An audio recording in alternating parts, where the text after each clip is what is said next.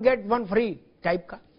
तो अब ये नई आ गई यूपीएस, हालांकि ये नाम बड़ा शॉर्ट फॉर्म इसका विचित्र है। गांव देहात में कस्बा में आदमी यूपीएस का मतलब दूसरा समझता है, भैया बत्ती चली गई देखो यूपीएस है चार्ज के नहीं।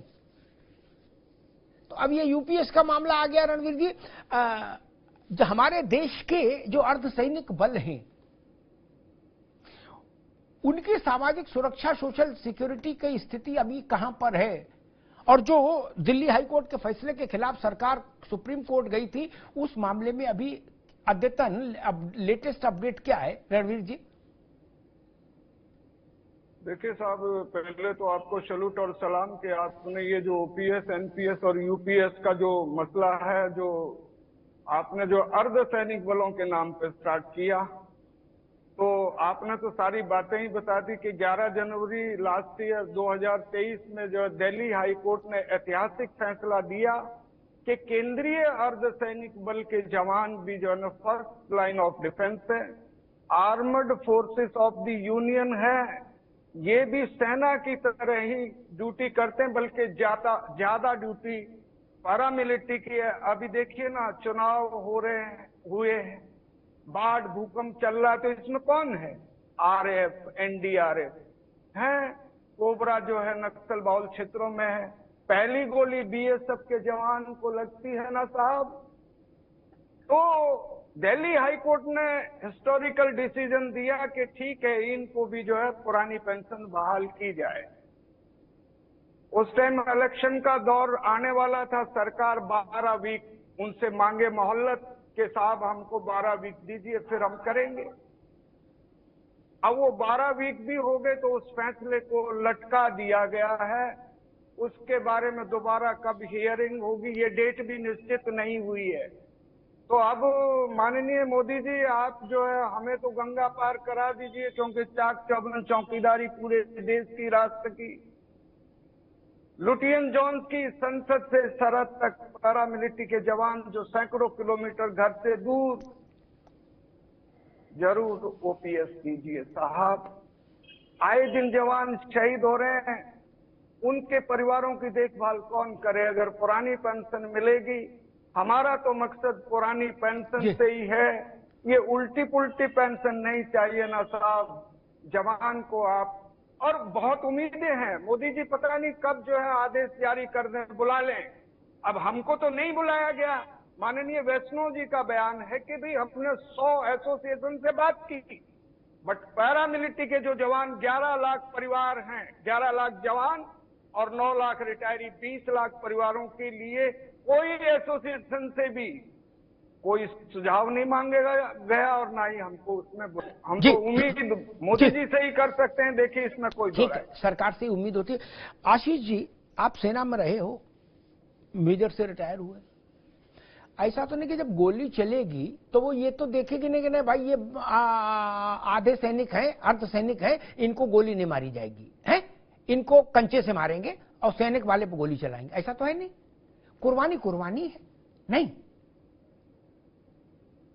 ये। और जब एक अदालत ने कह दिया कि भाई ये आर्म्ड फोर्स ऑफ यूनियन है, ये भारत राष्ट्र के सशस्त्र सैनिक हैं, ये भी फिर सुप्रीम कोर्ट में उसके खिलाफ कुंडी खटखटाई जा रही है। क्या भारत इतना कमजोर है कि वो अपने अर्धसैनिक बलों के परिवारों की देखरेख हिफाजत नहीं कर सकता? और सैनिक और अर्धसैनिक के बीच में ये भेदभाव पैदा करने की कोशिश क्यों हो रही है? कमतर और छोटा, कोई बड़ा कोई छोटा बताने की कोशिश हो रही है।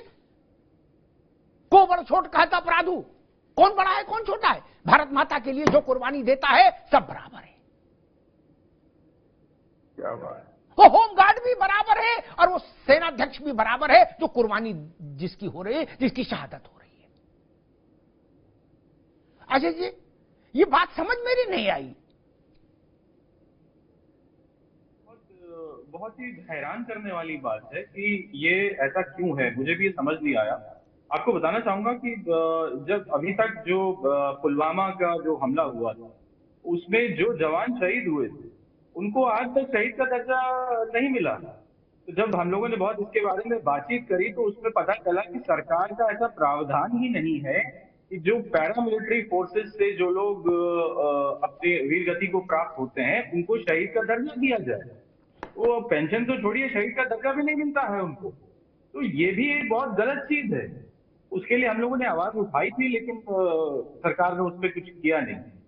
तो बहुत गलत बात है, क्योंकि जो भी देश के लिए अपनी कुर्बानी दे रहा है, यूनिफॉर्म पहन रहा है, उसको शहीद का दर्जा मिलना चाहिए और उसको पेंशन जो भी उसके पे और अलाउंसेस के हिसाब से है उसको मिलनी चाहिए। और ये दुर्भाग्यपूर्ण है कि सरकार जो है, एक कोर्ट जब फैसला दे रहा है तो आप उसे रोकने के लिए, चुनौती देने के लिए सुप्रीम कोर्ट तक जा रहे हैं। तो इससे सरकार की मंशा को बदल जाता है, ये भी बहुत गलत है।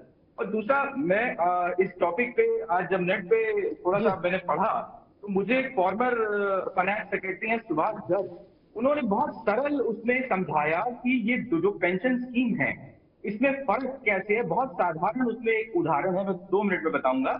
यदि अभी अगर ओपीएस में आप रहते हैं और आपकी तनख्वाह 1 लाख रुपए है, तो आपको बिल्कुल क्लियर कट पता है कि आपकी पेंशन हो जाएगी 50% डीए के साथ, 1.5 लाख रुपए आपका ये बन गया। 50% आपने वो किया, मतलब 75,000 रुपए आपकी पेंशन पर महीने बन गई, अगर आपकी 1 लाख सैलरी थी और आप ओपीएस में थे।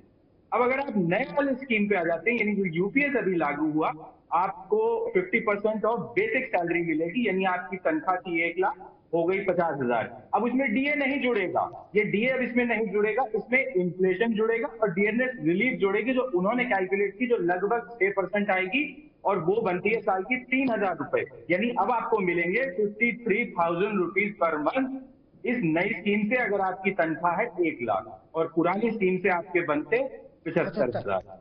तो जो भी इसमें इसका उदाहरण जो है, मैं समझता हूँ इतनी सरलता से उन्होंने समझाया, जो कि हर एक व्यक्ति को पता होना चाहिए। बाकी जो उसमें बड़े बड़े शब्द हैं उससे एक आम नागरिक जो है जल्दी समझ नहीं पाएगा, लेकिन ये उस उदाहरण से दोनों का जो फर्क है वो बहुत स्पष्ट है।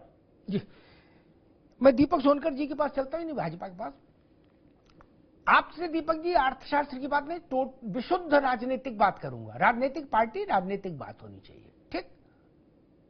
क्योंकि भाई स्वाभाविक है, जब जो पार्टी है जिसने अपना रजिस्ट्रेशन कराया चुनाव आयोग में, वो इसीलिए करा के चुनाव जीते, नहीं हारने के लिए तो कराता नहीं कोई।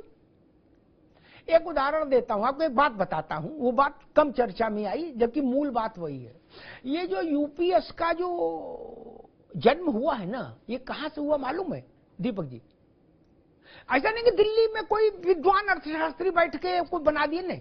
ये बेसिकली जगन रेड्डी की सरकार ने जो अपने यहां पेंशन योजना लागू की थी, ये उसका क्लोन है यूपीएस।